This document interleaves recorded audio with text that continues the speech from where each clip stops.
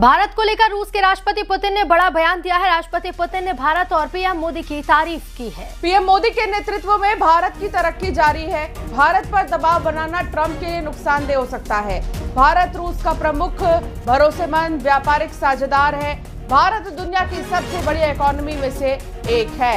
तो राष्ट्रपति पुतिन, जो कि रूस के राष्ट्रपति है, उन्होंने तारीफ की है, बड़ा बयान दिया है उन्होंने। पुतिन ने भारत और प्रधानमंत्री नरेंद्र मोदी की तारीफ की है।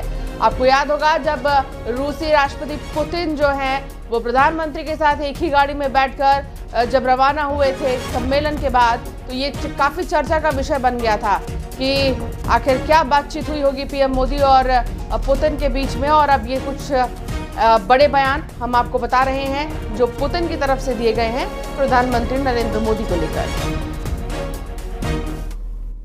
We all know very well, all those gathered here must know that India is one of the leading economies of the world that shows the highest rates of economic growth.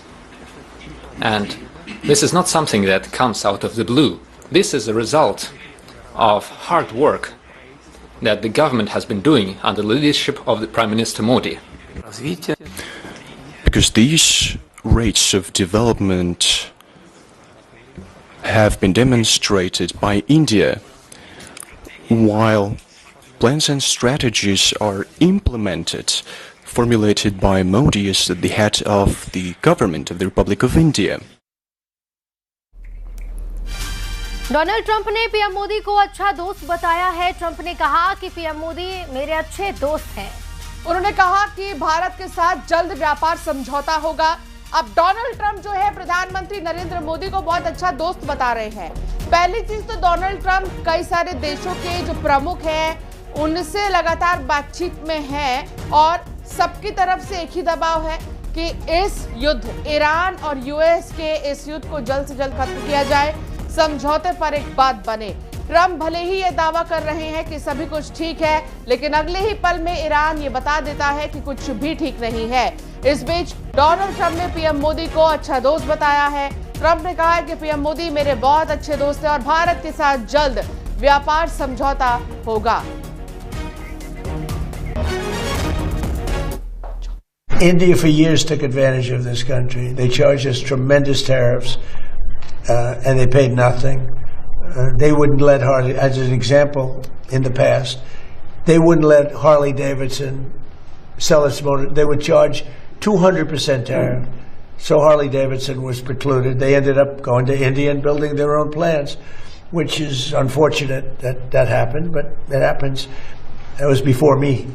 But they charged tremendous amounts of tariffs to our company, and we didn't charge them anything. You know, they sold motorbikes here too. You know what we charged them? Nothing. And now it's the exact reverse. And we're making a lot of money with India, but we'll get to a deal. Because I like your Prime Minister a lot. He's a good friend of mine. Get along great, and we're going to make a deal. We have a very good relationship. RSS प्रमुख मोहन भागवत का बहुत बड़ा बयान सामने आया है। उन्होंने कहा है कि दुनिया उसी की सुनती है जिसके पास ताकत होती है। उन्होंने कहा कि हम अपने देश को समृद्ध बनाना चाहते हैं क्योंकि दुनिया उन्हीं की बात सुनती है जिनके पास शक्ति होती है। केवल सच होना ही काफी नहीं है, सम्मान केवल शक्ति से ही मिलता है। दुनिया ऐसी है कि शक्तिशाली लोग अपनी मर्जी से काम करते हैं। दुनिया सुनती तो उन्हीं का है जिनके पास शक्ति है, जानती सब है, यही रास्ता है। भारत ये बोल रहा है, भारत की बात सही है, लेकिन सही है इसलिए बात नहीं मानी जाती। लाठी है इसलिए बात मानी जाती है, ये दुनिया ऐसी है। हम देखते हैं बल संपन्न लोग अपनी मनमानी करते हैं, जिनमें बल नहीं है वो नीचे मुंडी डाल के उनको मानना पड़ता है। चाहे तो किसी देश को एकदम हथिया लो, चाहे तो किसी पर बम डाल दो। 2029 चुनाव से पहले डिलिमिटेशन की तैयारी है, ये बड़ी खबर आ रही है। सूत्रों के हवाले से जानकारी है कि सरकार फिर ला सकती है डिलिमिटेशन बिल। सूत्र कह रहे हैं कि टीएमसी और डीएमके से सरकार की बातचीत जारी है। सूत्रीय बता रहे कि सहमति बनते ही बिल ला सकती है सरकार। बड़ी खबर सूत्रों के हवाले से डिलिमिटेशन को लेकर कैसा माहौल था संसद के अंदर, ये तो आपने देखा ही जब महिला आरक्षण के साथ इस बिल को पेश किया गया।